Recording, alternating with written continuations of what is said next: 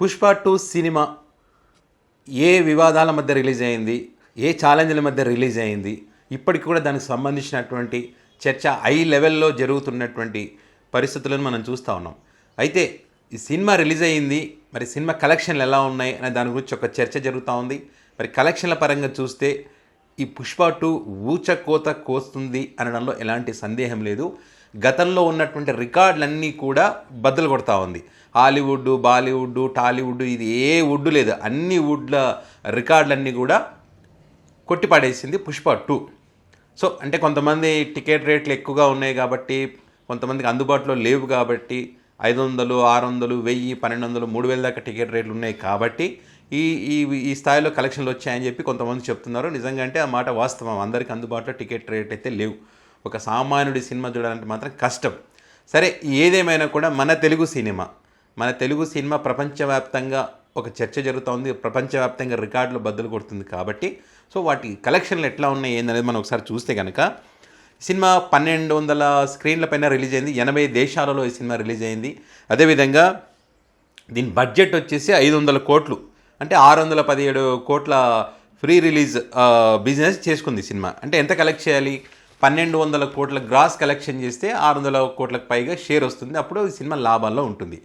మరి వస్తుందా అనే డౌట్ చాలామంది సినిమా రిలీజ్కి ముందు చెప్పారు, సినిమా అంత ఆడదని చెప్పి. కానీ మొదటి రోజే ప్రపంచవ్యాప్తంగా 200 కోట్ల రూపాయల కలెక్షన్ ఈ సినిమా చేసిందంటే గతంలో ఉన్నటువంటి అన్ని రికార్డులు, ఇట్లా తెలుగులో RRRకు ఉన్నటువంటి రికార్డు కానీ, అటు హిందీలో జవాన్ సినిమా ఒకటి 65 కోట్లు కలెక్ట్ చేసింది. ఆ రికార్డులు కూడా మరి క్రాస్ చేసింది. సో ఇట్లా అన్ని చోట్ల రికార్డులు క్రాస్ చేసి ఒక సరికొత్త రికార్డులనైతే ఈ పుష్ప 2 నిలబెట్టింది.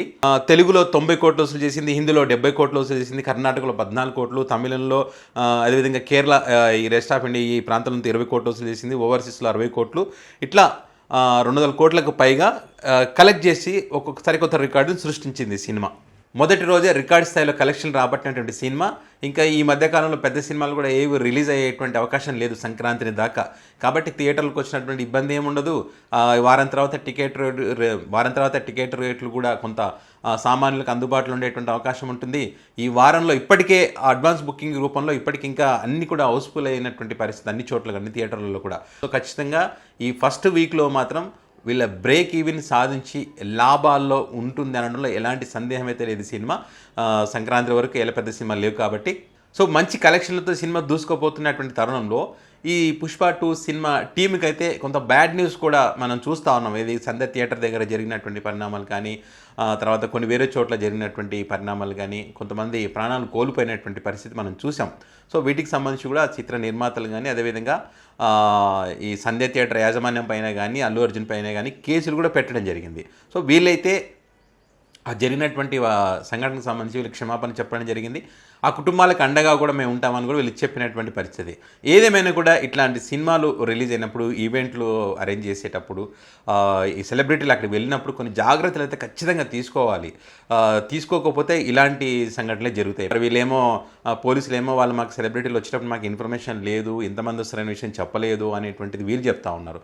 ఒక కొంతమంది ఏంటంటే ఒక సెలబ్రిటీ వచ్చేటప్పుడు ఖచ్చితంగా అక్కడ క్రౌడ్ అనేది ఎక్కువగా ఉంటుంది, తొక్కిసలాట జరగడానికి అవకాశం ఉంటుంది, ఎగబడతారు. కాబట్టి పోలీసులు కొంచెం ముందు జాగ్రత్త చర్యలు తీసుకుంటే బాగుండేది అనేటువంటిది కొంతమంది అభిప్రాయపడుతూ ఉన్నారు. కాబట్టి మీరు కూడా అక్కడికి వెళ్ళినప్పుడు ఇంత హడావిడిగా ఏదో జరిగిపోతుంది, ఏదో మిస్ అవుతామని చెప్పి ఆ తొందరపాటులో మీరు ఆ క్రౌడ్లోకి వెళ్ళి ప్రాణాల మీదకి తెచ్చుకోకూడదని చెప్పి నేనైతే కోరుకుంటున్నాను. సో చూద్దాం మరి కుటుంబాలను వీళ్ళు ఈ చిత్ర యూనిట్ ఏ రకంగా ఆదుకుంటున్నది మాత్రం చూద్దాం. ఏదేమైనా కూడా మన తెలుగు సినిమా ప్రపంచవ్యాప్తంగా రికార్డులు బద్దలు కొడుతుంది. ఒక తెలుగు సినిమా ఇండస్ట్రీకి అది గర్వకారణమని చెప్పాలి.